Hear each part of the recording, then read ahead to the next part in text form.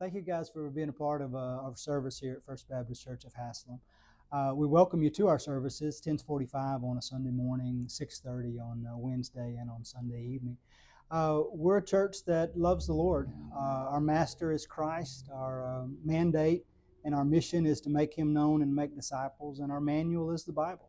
And we try our best not to be influenced by the world, but we try our best to make a big influence on the culture. So if you'd like to come join us, we'd love that and hope the service can be a blessing to you and to your family.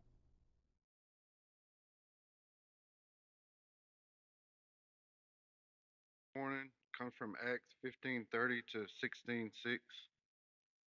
So when they were sent off, they went down to Antioch, and having gathered the congregation together, they delivered the letter.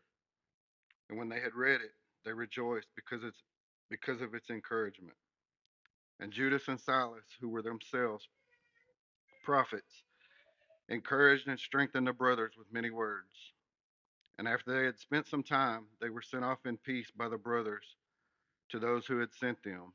But Paul and Barnabas remained in Antioch, teaching and preaching the word of the Lord with many others also. After some days, Paul said to Barnabas, "Let us return and visit the brothers in every city where we proclaim the word of the Lord and see how they are."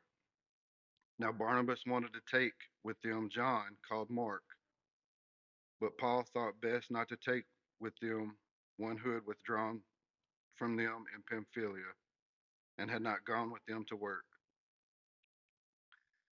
And there arose a sharp disagreement, so that they separated from each other. Barnabas took Mark with him and sailed away to Cyprus, but Paul chose Silas and departed, having been commended by the brothers to the grace of the Lord. And he went through Syria and Cilicia, strengthening the churches.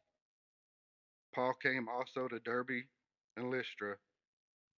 A disciple there was there named Timothy, the son of a Jewish woman who was a believer, but his father was a Greek.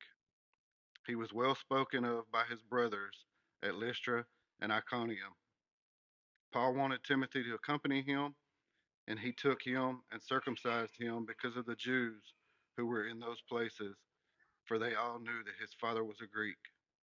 As they went on their way through the cities, they delivered to them for observance the decision that had been reached by the apostles and elders who were in Jerusalem.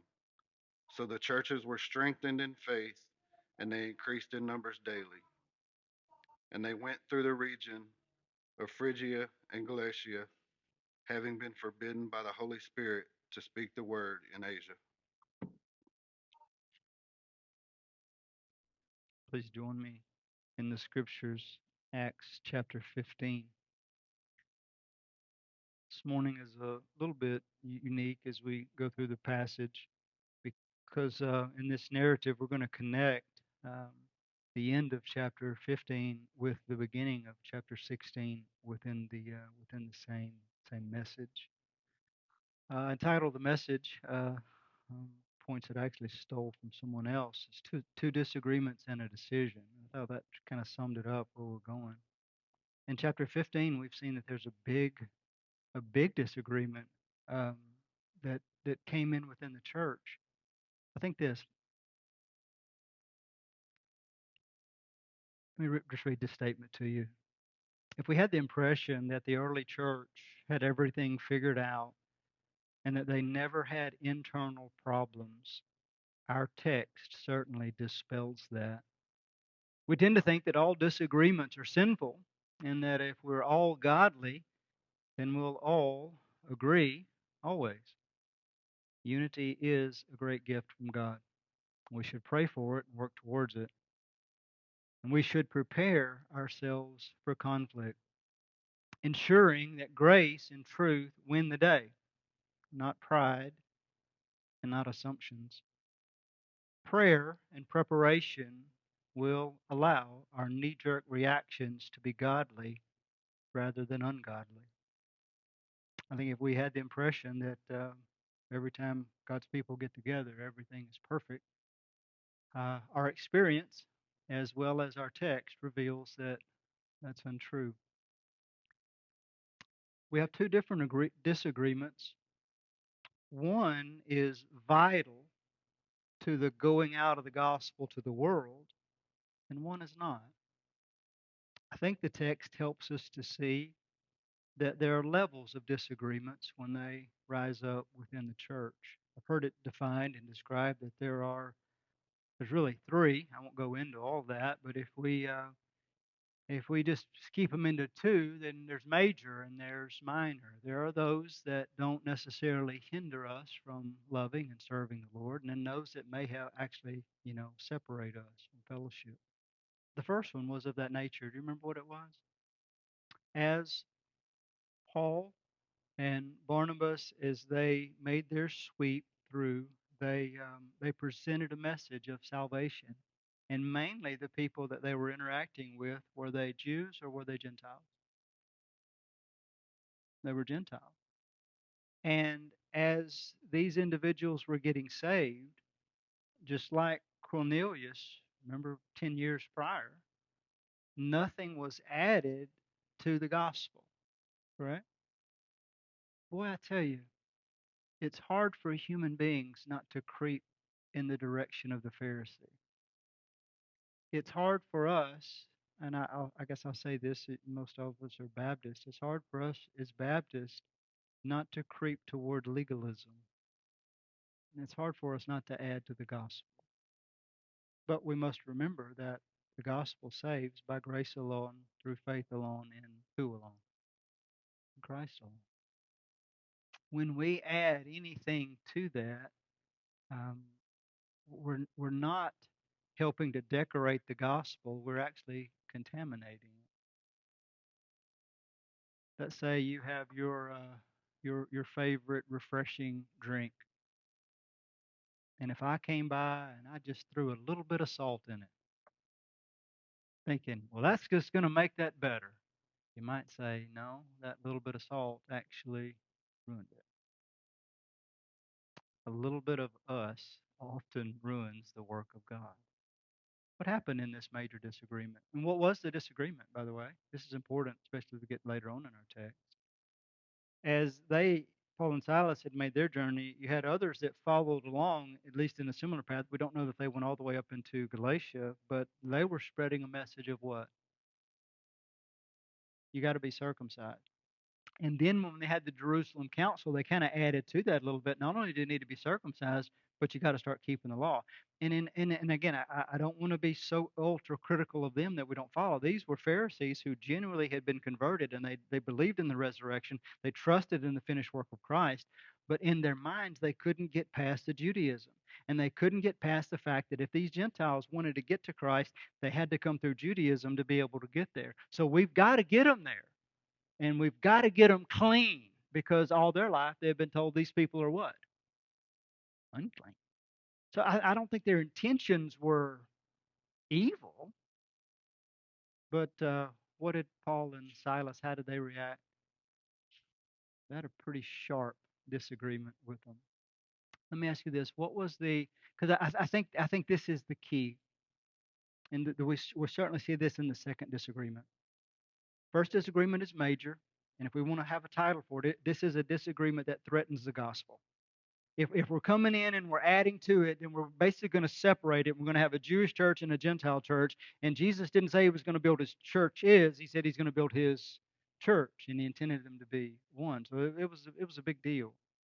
And so as the people come together, they hear from Peter, they hear from Paul and Barnabas. James speaks up. He connects what they're saying with the scriptures, and he says, "Hey, this is my judgment. We need to ask these Gentile believers to do a few things in the moral realm, so that believers can come together and be united and not divided."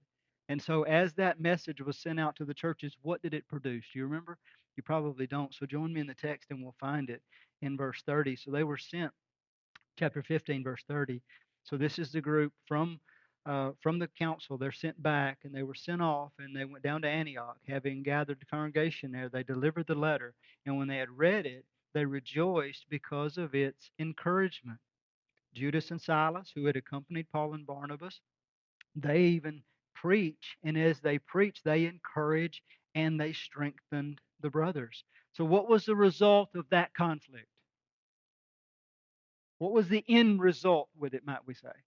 Because as believers, don't we preach and hope and hold on to, that God can bring good out of all. Probably John 3:16 to be the most memorized verse in the room. What might be the second? Would it maybe be Romans 8:28? Got to be careful how some people misguide that verse, but in the reality, God does work all things together for our good. And we sang about it, our good and his glory. And it might not match our expectations. Oftentimes it doesn't. And I tell you what, on the front end, sometimes I'm disappointed that God doesn't meet my expectations. But I've never looked back and been disappointed. Does that make sense? In other words, as I watch God, or maybe I've had the expectation, well, if God's really working, this is how he's going to do it. And then he does something different. But every time I look back, the way he did it was perfect. I never look back and think, he should have done it my way. Never once. And I don't ever have that in anticipation. We do know that he is amazing. And it's not pulling a rabbit out of a hat, but he's working all these things. And that just shows his grandeur and his power. Things come out of nowhere that we're not even expecting, but he's using them to accomplish his purposes and to do good. So, in the first disagreement, what was the good that came out of it? The church is unified, the believers are strengthened, and everything is good. And at this point, we might think, we're over the hump. Now we're at that stage where everybody's believing, everybody's following. It's all just going to be peachy keen. Any of you ever been in church situations where that's went through your mind, and then the next thing you know, the wheels fall off, and you got people fussing and this, everything seems to be discombobulated. It's happened. What's going to happen in our text? There's going to be a problem that's going to come out of nowhere. So the first disagreement was one that went to the core of the gospel, and it actually threatened the spread of the gospel. The second argument that we're going to look at, beginning in verse 36, is internal. It's really over a preference. It's not theological, and it does not threaten the gospel. So we got two different disagreements. Let's see how God handles the second. And let me ask you this. I often ask you, does anything in the text surprise you? After everything that Paul and Barnabas have went through, when they went through Lystra and Derbe, do you remember what happened to Paul at Lystra? Anybody? It's where he got stoned. You know, when you and I, whenever we do life together, sometimes we may not remember the backyard barbecues or the fun times, but I guarantee you we remember the times that we cried and prayed together. Those are the ones we don't forget, right? The times when we cried out together for God to give wisdom, to give direction, when we went through the hole together. Paul and Paul and Barnabas went through the foxhole. They were tight. Now we're going to see them pull apart. It's very surprising. Read it with me. After some days, Paul said to Barnabas, let us return and visit the brothers in every city where we proclaim the word of the Lord and see how they are. Prior to looking at the conflict, let me say this.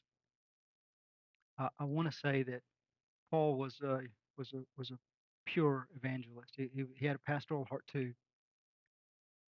I think the book of Acts will help us to understand God's method of making disciples, and it differs greatly from the modern system, at least in my lifetime. In the modern system of my lifetime, everything has kind of been coordinated around events.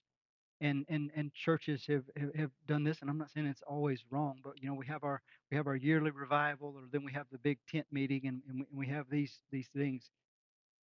I believe the book of Acts lays out the clarity that while those events may be fine, but the week in, week out, preaching, teaching in the church, and the working out of that are God's method of making disciples. And that's what Paul wanted to do. He didn't necessarily want to go to ground that had not been covered, but he first has the heart. We finished that first missionary journey. We need to go back and we need to disciple. We need to see how those brothers are doing. Now, again, and I just made the point earlier, what happened to them on that last journey? Were they were they treated with a lot of fanfare? I mean, every time they got to a town, the welcome mat was rolled out. They stayed in the finest place, ate the finest food. Everybody commended them, loved them. That wasn't the case. They were run out of town. And in Paul's situation, he was almost stoned to death. And what does he say? You with me? He said, let's go back there. Not because of how well they were treated, but how much he loved the disciples. Well, what's the problem? I mean, everything is good, right? Well, so far. But then problems sometimes come out of nowhere. Now, Barnabas wanted to take with them John, called Mark. Do you remember him? Who is he? What do we know about him? His mom owned the house where the people were praying for Peter whenever he broke out of jail. Remember, Rhoda shut the door? Peter's at the door. No, he's not. We're praying that he'll get out of jail. And he was at the door. That was actually probably John's house. That was his mom's house. And another connection, most of you probably already know this, but Barnabas is family with Mark. Colossians 4:10 says they're cousins, so there was a family connection. What else do we know about John? When they embarked on the first missionary journey, who went with them? John. But they made it around to Cyprus, and then they sailed, and then at some point, and I forget exactly, the scriptures tell us, but what Mark do? He vacated and he went back home. And so, what does Paul say when Barnabas wants to take Mark, but Paul thought it best not to take with them one who had withdrawn from them in Pamphylia and had not gone with them to the work? I have to go back and refresh my memory on the text of when he left. I don't know that Luke gets into any details other than he went back, but at least here we're given a little detail, aren't we? His going back wasn't godly. It wasn't spiritual. It was maybe in a sense carnal. He was afraid. He was lazy. He was scared. I don't know, but he decided, I'm not going there. Some have said because he was related to Barnabas, and now Paul was taking the lead role. He was somewhat a little jealous of that. I have no way of giving any validity to that at all. I don't know, but I know he went home. Do do you notice in our scripture so far that there's a pretty big personality gap between Barnabas and Paul? How would you describe him? We know Barnabas, he's like the son of encouragement. Okay. And I'm not saying that Paul is not, but at least here we kind of see the distinction, don't we? We kind of see Barnabas, pardon me for getting this personal, but Barnabas is maybe a little bit like Miss Ruby. Hey, let's give the boy another chance. And Paul, maybe a little bit more like Delwyn. I can say that, and he can't. He won't get mad at me.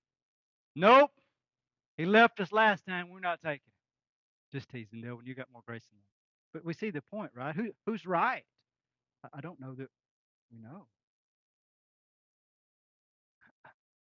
In reading what MacArthur thinks, he agreed with Paul, but MacArthur can't separate he's way more like Paul than he is like Barnabas. Maybe whichever one we're most like, we would tend to say, okay, give the guy another chance. So anyway, so we've got a problem. How are they going to handle it? And I do think, church, that at least this text shows us, yes, God can bring great good out of conflict, but also how do we handle it? Okay, well, how do they handle it? So Barnabas, he's adamant. He wants to take Mark. Paul says no. And so we might think at this point, I guess before we even read the next verse, we might think because Paul is a stronger personality, he's probably going to win. And Barnabas says, okay, well, we'll take him with us next time. But that's not how it goes. He is extremely adamant to take Mark, and he's not going to take no for an answer. Simultaneously, Paul is standing his ground, and he's not changing. Mark's not going with us. standoff at the OK Corral here, huh? What does the next verse say? And there arose a sharp disagreement. I don't want to get into all of what that entails. I think we're confident we can see that we can hear that. You ever been in a sharp disagreement with somebody? Yeah. You ever been in a sharp disagreement with somebody you loved and you'd been in the foxhole with, so to speak, is kind of the analogy I used earlier? Yeah. This was painful, wasn't it? It's very surprising to us. It's like these guys have been through so much that they're not going to let something like this get in the way. There was a sharp disagreement. Luke doesn't give us details. He doesn't tell us who's right or wrong. He doesn't tell us that they fussed or cussed at each other. We don't know, but they did do this. They separated from each other. Barnabas took Mark with him and sailed away to where? Cyprus. Okay, so remember the picture with me. So they're at Antioch. In the first missionary journey, remember they sail and they go and then they go back over and they get almost back and then they go all the way back around. Well, in this particular case, they're still at Antioch or back at Antioch. And when Barnabas leaves with Mark, where does he go? He goes back home. He sails to Cyprus. Now, as I mentioned to you guys last week, those who um, the translators in verse 34 had added the point uh, in the King James version, maybe a couple of others, that Silas had stayed. Well, I think the reason why they did that is make this connection because as Barnabas goes with Mark, uh, who did Paul choose? He chose Silas, and he departed. And so, was this separation so problematic that the church was like, "Hey, we're keeping we're keeping our hands off this. I'm not picking a side." I don't know exactly how the church handled it, but the church commended Paul and Silas. They'd commended by the brothers to the grace of God, and they went through Syria, so they take a different route, and Cilicia, and they strengthen the churches. Now, boy, we got a problem here, don't we? And I got in my mind all conflict is sinful. Well, when it's driven by pride, and some of this may have been, we don't know. But instead of asking the question who was right or who won, let's ask the question that I asked earlier: what did God do with it? What's the outcome? The outcome with the first disagreement is there was clarity, there was doctrinal clarity, and there was encouragement, and the gospel spread. So here's another thing. It threatens the gospel in the point that, hey, we can bring division that's going to undermine it. But actually, what we have, you probably already thought about this or seen this. God had one missionary team when there was Paul and Barnabas. Now he has how many missionary teams? Two. Multiplication is a good thing, right? Isn't that the way God normally does things? I'm just telling you, God brings good. Whether it was Barnabas's pride or Paul, I mean, we can get into all that speculation, and we're not going to know the side of heaven. But what we do know for sure is God even used that to bring about His accomplished will. Do you think the brothers that Paul and Mark went to, do you think they were refreshed? Do you think those that Paul and Silas went to were refreshed? Well, we're going to see that in chapter 16. By the way, in chapter 16, who do we meet? We meet a young man that we've heard a lot about. His name is Timothy. Okay, back to the geography. If Paul would have been with Barnabas and they would have sailed around here, would he have seen Timothy up here? Well, providentially, he may have made it back, but providentially, God wanted him to see him sooner. Do we know anything about Paul and Timothy? Kind of become a pretty good duo, don't they? Can God bring good where we don't expect it? Absolutely. Doesn't this refresh your heart? Now, I don't say that we walk out of the church saying, all right, who can we fuss with so that God will do something good? That's not our mindset. But we do know this: we can trust the outcome to the Lord because His goals are way higher than ours. And He's going to reach them. And He's going to do what He does. By the way, for those of you that are like me, like, who was right? What happens with Mark? Doesn't he write a gospel? Probably, as the scholars say, very influenced by Peter. Are you? We studied in youth Sunday school. We studied the letter of Mark. Good stuff. Who was instrumental in that? Could we not say Barnabas, the son of encouragement, who said, "I'm going to give you a second chance. Let's go." And later on, in that second letter to Timothy, he says to Timothy, "And bring who? Bring Mark." So there was reconciliation between Paul and Mark. And God is good. God is big. God can bring such good out of seemingly impossible situations. Now, I told you the title of the sermon was Two Disagreements and a Decision. I want to take care of the decision in the next few minutes in the first few verses of chapter 16 because I think it might be confusing if we're not careful. Paul, Silas, they've left Antioch. They go into Syria and Cilicia. Chapter 16 opens with them going to Derbe and to Lystra. And again, where was it that Paul was stoned? It was at Lystra. And either they meet or they encounter afresh a disciple there named Timothy. Some say, how old was Timothy? The age ranges from the way scholars do their work from 16 up into his mid 20s here. And he was the son of a Jewish woman. And if you look back in Paul's letter to Timothy, he talks about not only was this woman, did she have faith, but also Timothy's grandmother, Lois and Eunice, they both had faith. Timothy was the son of a Jewish woman who was a believer, but his father was what? Okay, so what would we call this? Thank you, sir. What would we call this? Would we not call this a mixed marriage? Right? Okay. In many cultures, that's looked down upon. Do you think it was looked down upon by the Jewish people? Do you think it might have been looked down by the Gentile people? We have to teach actually, when our children are young, you don't have to teach them how not to be prejudiced. But whenever they get older and they start thinking like this crazy world, then you have to teach them how not to be prejudiced, right? Paul sees this young man. Some believe that when Paul was there and as he was stoned to death, Lois and Eunice had somehow come to faith in Paul's time there in Lystra. And then through them, Timothy had come to faith. Again, it's just speculation. But the last time they saw him, he had been stoned. Pretty graphic, and they'd seen him at his worst, so to speak.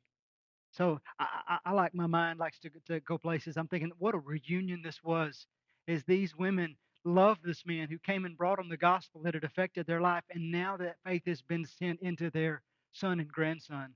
And Paul sees him and he says, I want to take this boy with me. Didn't that what the text tells us? He was well spoken of by the all the brothers at Lystra and Iconium. When it says brothers, they're talking about Jewish people. And Paul wanted Timothy to accompany him. Now I can just imagine this. Did Lois and Eunice, did they know what Paul had faced? Yes, they had probably seen him, or at least the aftermath of him being stoned. And then Paul's got Timothy, and he's looking at him, and he's like, "Hey, ladies, I'm going to take your son and your grandson with me on my journey." What might have been their first thought? Uh, no, you're not. Mama Bear might have kicked in just a little bit. Wouldn't there have been some hesitation there? Because where you're going, maybe some of the same things might happen. But at the same time, wouldn't they have been so thankful? Wouldn't they have rejoiced? God, you would privilege my son, my grandson, to go with Paul to take the gospel to people that had never heard it before. Oh, what a wonderful thing. What a wonderful thing. But there's got to be a decision that's made. And what's the decision? Does this not surprise you in the text? What does Paul do with Timothy? No, whoa, whoa, whoa, stop the press. The letter that Paul's carrying and Silas is carrying is going to these Gentile churches, and it says what? You don't have to be circumcised. Man, I'm scratching my head here. I'm wondering what in the world's going on. Is is Paul is he a closet circumcision man? What's the deal? No, what he's going to show us, anytime anyone demanded circumcision to be saved, he adamantly was against it. But Paul knew he would be going to places where there were Jews. And here was this half breed. No, notice I don't have any negative connotations in that, but literally his mother was a Jew, his father was a Gentile, so he would have been forbidden to be circumcised.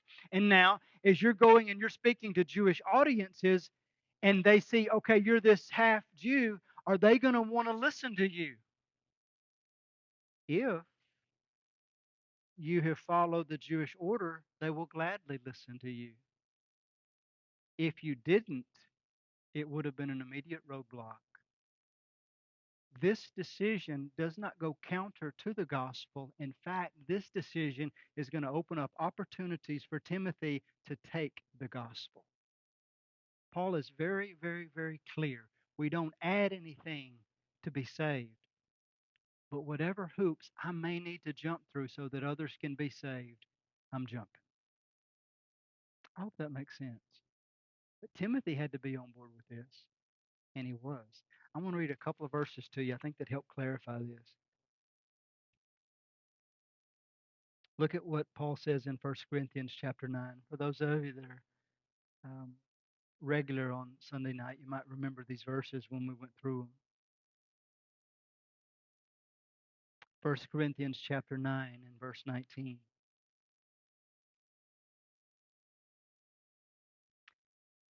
Paul says very clearly, for though I am free from all, I have made myself a servant to all, that I might win more of them. To the Jews I became as a Jew, in order to win Jews.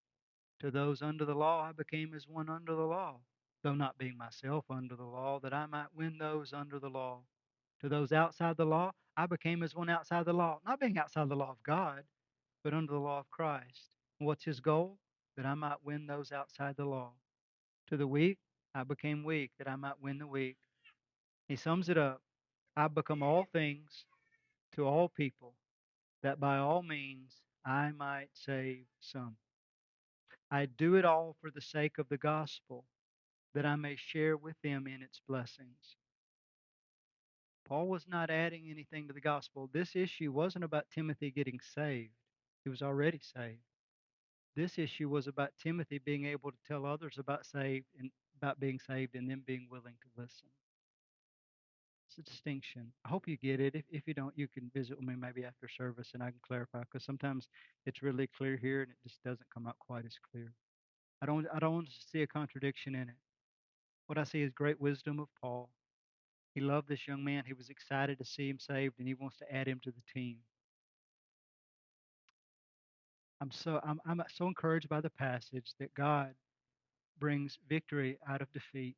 He brings good out of apparent bad, and then also that we, as God's people, as we traverse the highways and byways, that we care so much about those that we're ministering to, and we want them to get saved so much that we're willing to do whatever we have to do to see that happen. That we're not going to allow our selfishness or our rights or our opinions hinder us from being able to love and share with people the wonderful news of salvation.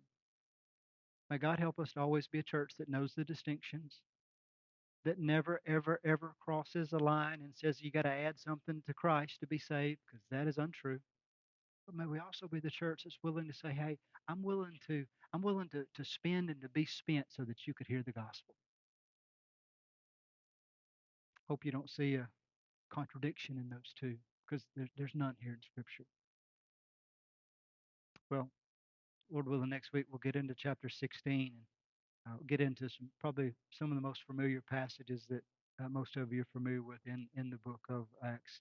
Because Paul and Silas are going to go to what town? They're going to go to Philippi. Remember what happens in Philippi? You say, no, I don't know. Well, please come back and you'll find out. Stand with me. Lord, I thank you for your goodness, your amazing grace.